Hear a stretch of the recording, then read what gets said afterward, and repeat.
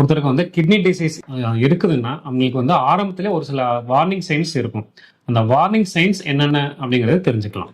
Kidney disease இருக்கவங்களுக்கு வந்து warning science அப்படின்னு பாத்தீங்கன்னா, இது வந்து சில பேருக்கு அடிக்கடி யூரின் போகும், சில பேருக்கு டேல விட நைட் டைம் நிறைய யூரின் போகும், இல்ல சில பேருக்கு வந்து யூரின் நிறைய போகும், இல்ல யூரின்ல ரத்தம் வரும். இதுதான் கிட்னியோட அறிகுறிகள், அறிகுறிகள். இன்னும் சில பேருக்கு இது எதுவுமே இல்லாம நீங்க ரொட்டீனா பிபி செக் பண்ண போவீங்க, அப்போ பிபி பார்த்தா 200 இருக்கும்.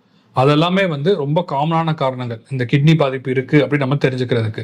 இந்த மாதிரி ஏதாவது ஒரு வார்னிங் சைன்ஸோட இருந்தது அப்படின்னா கண்டிப்பா நீங்க உங்க நெஃப்ராலஜிஸ்ட பார்த்து அதுக்கு என்னன்னு கண்டுபிடிச்சு அதுக்கு ஏற்ற மாதிரி வைத்தியம் பண்ணீங்கன்னா பின்னாடி டிராஸ்டிக் காம்ப்ளிகேஷன்ஸ், அதாவது டயாலிசிஸ் தேவையோ இல்ல பெர்மனன்ட் கிட்னி ஃபெயிலியரோ போறதை நம்ம தடுக்க முடியும். Thank you sir.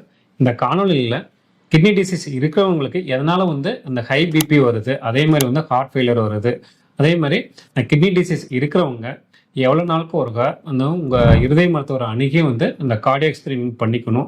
அதே மாதிரி diet and exercise role for அந்த கிட்னி அண்ட் ஹார்ட் டிசீஸ்க்கு என்னென்னு இந்த காணொலியில் தெளிவாக தெரிஞ்சுக்கிட்டோம்.